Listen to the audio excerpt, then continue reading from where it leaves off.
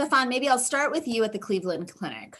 When you look at taking advantage of the potential upside in markets while monitoring the increasing risks, what are your thoughts on positioning as you look into 2021? How do you think investors should view the risk-reward skew? And are we setting portfolios up for a surprise to the downside that no one might be talking about right now? So maybe Stefan, would love to hear your thoughts, and then we can move on to Sam and Mike, Amy, and Edgar. So I think there is a lot of downside risk, but I think it's especially in the well, in both equities and fixed income, both are in the top quartile or top decile of their historic valuation ranges. But the Fed has put a very strong put to the economy, and if you think about positioning your portfolio for the short term, you know, the Fed is sort of essentially broadcasted that it's going to keep rates very low for another couple of years, and they can always reverse that. And I think that might be the downside risk, is if the Fed decides that things are going too well and they need to cancel the stimulus programs that are still in place. I don't think anyone's counting on that happening. It's always a possibility, but for our portfolios, we're positioned to be overweight equities and significantly underweight fixed income. There's just very little return available in core fixed income, and we have to have a lot because of you know, our own credit rating. We support the credit rating at the institution, and so we're not necessarily generated for a spending rate. We're more supporting an operating company, and so you know, the fixed income that we have is somewhat mandated by you know, the sort of ratios that we have to maintain for the credit rating agencies in order to have a AA credit rating. And today it feels like, you know, that there's just not a lot of opportunity to hold core bonds, even though we're somewhat required to hold those because it helps our credit rating metrics. Stefan, have you guys looked at tips or gold or other sources of potential alternatives? Sure. So first, let me just say, while we're underweight fixed income, we still have a couple of $1 billion in fixed income. So, you know, if we were to need liquidity, we have both, you know, treasuries, and what we've done is shorten the duration of our treasury portfolio rather significantly from the benchmark. And we also have, you know, again, a couple $1 billion in core bonds. So I'm not worried about liquidity from an opportunity set perspective. But we also do have other alternatives. We have tips. We have commodities. They're more in our real asset bucket. That's not really in our. And we think about fixed income as being the core defensive asset class in our portfolio, and real assets and absolute return hedge funds as being alternatives to that more traditional fixed income role. And so what we've done is we've shifted more capital into those two strategies, and obviously some cash as well, just in case the institution needed it and we had illiquidity in the fixed income markets like we had before. I don't think that's going to be the issue going forward. But we have all of our real assets, except for the private ones, are essentially in passive index funds. So and it's been a pretty good trade so far.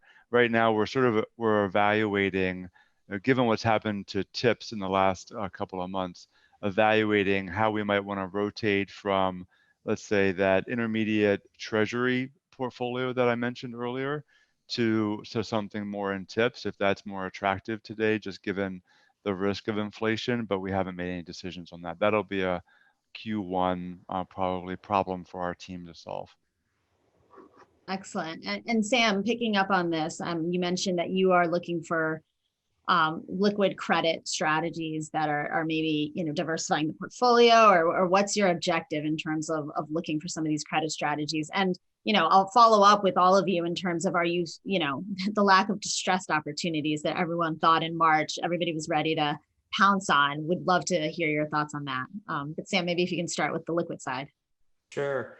Well, on the liquid side, what we're essentially trying to do, the first thing we already did is we got out of our passive ag and went into more with a manager who's more active relative to ag. So definitely want to have a little bit more active exposure there. We believe that at this point, active is gonna help us a lot more on the liquid fixed income side. Second thing we did increase our TIPS exposure a while back.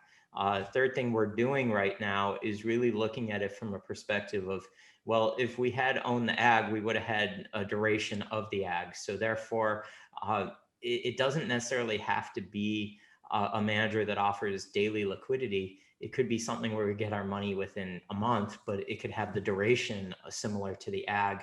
And that's opened up some ability to look at funds that are doing a lot of things related to the 3 to 5 year term with liquidity features inside of it should we need to do anything. So it's probably going to be our biggest challenge over the next year in terms of what to do and what to look at. I mean, we've looked at, when I say alternative, I think managers are right now figuring that out themselves because they realize there could be a significant tailwind if they could develop product that feels like fixed income, looks like fixed income, but isn't fixed income. So that's I think the challenge for both the managers and for us, the allocators, over the next year to kind of rotate out of what traditionally we've used in that bucket. To your second question on distress, yeah, that was fast. What happened in March? One of the things we did, we had a strategic asset allocation discussion, our big once every 5 year conversation. We did a 2-day offsite event with our board in our investment committee, particularly in February, amazingly days before the market started to melt down, which was ideally, we were trying to do it because we didn't want to have it this year after the election. Luckily, we were still able to do it before markets went nuts and everybody was of rational mind and thinking pretty clearly. And one of the things we decided to do is actually get rid of what was a strategic allocation to distressed. We got rid of it and made it a tactical position. So therefore, we don't have to be doing anything in distress. You know, one of the things we worry about is that everybody's raising a rescue finance fund these days. So if there are 1 million rescue finance funds, then, you know, by definition, there may never be a distress cycle. So having it as a strategic allocation didn't make a whole lot of sense for us because it was forcing us to do things just to do it. So I think, you know, distress is very much tactical. If there's another opportunity, we'd be more than happy to take advantage of it. But where the numbers are today, it's just not as attractive for us to do anything at the moment. And what about opportunistic credit, kind of the private credit hybrid mix between what we've been talking about? I don't know if any of you have looked at that or if the returns are just not attractive enough in this market to lock up your capital for 3 to 5 years and not get necessarily the higher returns that you would seek by locking it up.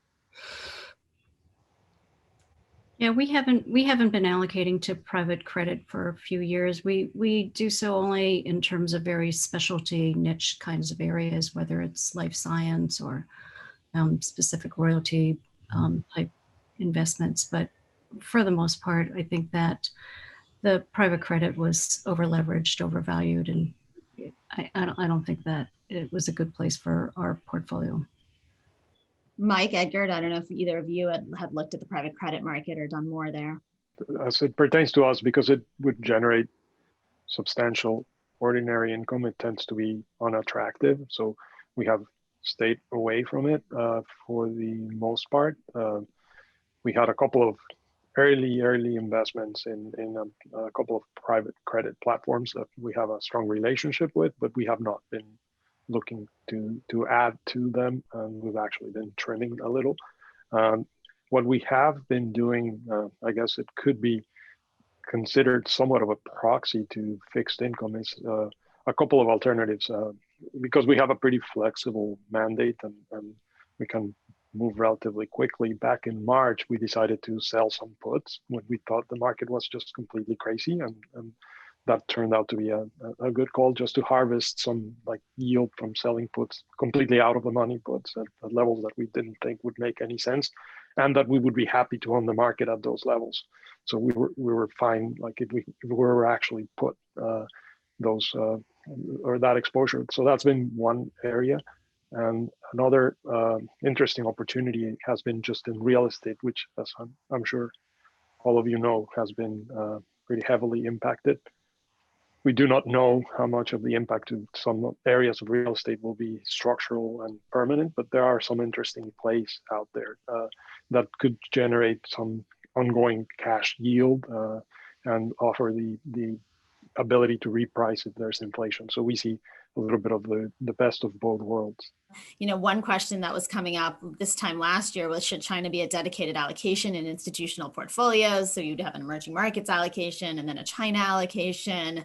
I know all of us have been, you know, long-term investors in China and have been doing it for a while, but I'm curious in terms of going forward, you know, given the ban on specific Chinese equities from the US, the increasing politics between the US and China that may or may not change significantly, though the tone might change in the coming years. As a global investor, how do you look at an allocation to China? Is it better done through private markets, public markets? And then how do you maybe haircut the return potential on a Chinese investment going forward, given that geopolitics may disrupt your you know, potential returns over any given period? So maybe Edgar, I'll start with you in terms of your views on China, an allocation to China, and would love to hear from all of you. Sure, thank you. So we have an allocation, and we have had an allocation to China for years, as you probably know. We have found it to be a good diversifier, and I think the way they have handled the COVID crisis will put them in an even stronger footing compared to many other countries from the West. So we plan to continue our allocation, and it's both on the public and the private markets. And we broadly have also an allocation to North Asia. We've had a pure allocation to a Korean fund that has been outperforming very nicely because you get a little bit of the best of both worlds. We've been a little bit light on Japan, but we kept looking as an opportunity to add capital. But that would be much more of an opportunistic rather than a permanent allocation. What we do see within our asset allocation as a permanent staple, notwithstanding the potential for regulatory intervention, both on the U.S. side as well as the Chinese side. I mean, the postponing of the Ant Financial IPO was a great reminder as to who controls ultimately what happens in mainland China, right? It's buyer beware, but at the same time, the growth and the power of the economy and their ambitions are something that we would like to continue to participate on.